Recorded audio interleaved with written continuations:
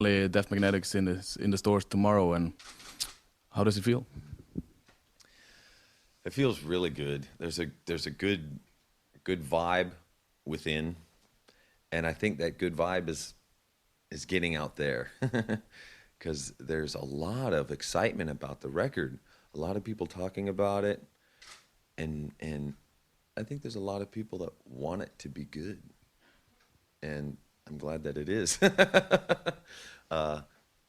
2 years writing, it all comes down to this day, and it's exciting, we're giving birth somewhat. I've read a lot of the reviews on that's online already, and a lot of them are very positive. But I saw the Washington Post, they call the album a midlife crisis. What do you think about when you hear stuff like that? I don't know, whatever. If that's what they think, okay. I think the older we get, the less we worry about um, maybe public perception or what people think of you. There's always going to be people that are going to take shots. That's fine. We're a big target, and have been for a long time. But I think our honesty is a pretty good shield, and we blame it on honesty. This is us. This is who it is. Death Magnetic, Yeah. 10 songs. We'll start with the first one. That was Just Your Life. What can you tell us about that? Most of the albums have some intro tape and a mood that's creating, and then all of a sudden, bam, brrr, the riff happens. That's what we wanted, and that's what we got on That Was Just Your Life. Creepy intro, and we're thinking of live. How this incorporates with live, because Metallica and live, they go together. And then you go over to the end of the line. End of the line. End of the line. Trying to remember these songs still. We just wrote them. It's been 2 years, but again, that's another one of those songs that has lots of different feels to it, but highlighted with the bass. Broken Beat and Scarred. Yeah, that was the one we argued a bit about around the title. I just felt that title was too long. Lars was very adamant about that title. So now it's BBS. So it's shortened. Then the fourth song, The Day That Never Comes. It was the first single of your record. Yeah, The Day That Never Comes was that was one of about 3 ballads we were working on. Well, I call it a ballad, but maybe the first few minutes is, and the rest is all hell breaks loose. Starting off, with ballady, and then,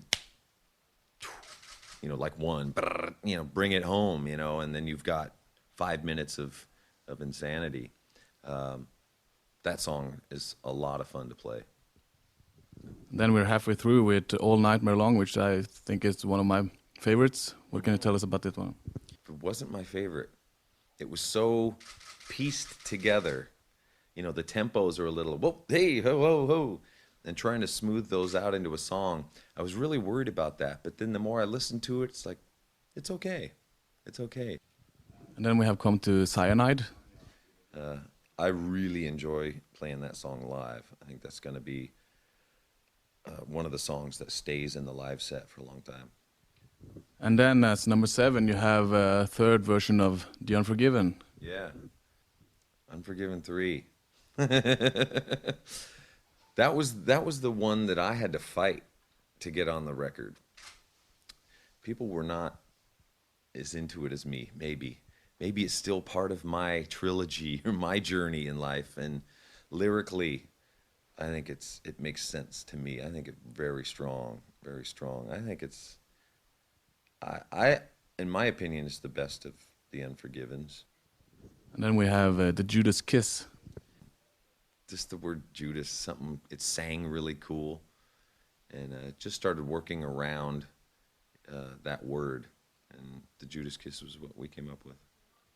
And then for the first time in a long time, you have a instrumental, Suicide and Redemption. Right.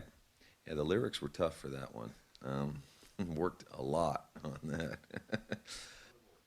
And then you end it all kind of like on Master of Puppets and Justice for All with comparison to Damage Inc. and Dire Sea. It's a really fast song, and My Apocalypse. Yeah, yeah. Well, I feel it's always pretty good to end with a bang, you know, and especially the one that has there's a real old school riff in there, in the middle.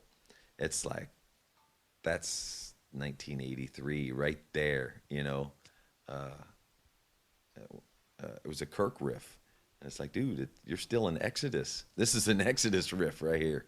So really cool, and the aggression, the speed. It just felt when we were playing it, it felt like putting on some old boots. You know, felt good. So how would you sum up Death Magnetic? Well, I think it's diverse. It's again, what I wanted to get back to. Song or you know, running order wise, like Ride the Lightning, like Master of Puppets, you know, not 20 songs. Let's get it down to, you know, a good meal size where you can fit everything on the plate.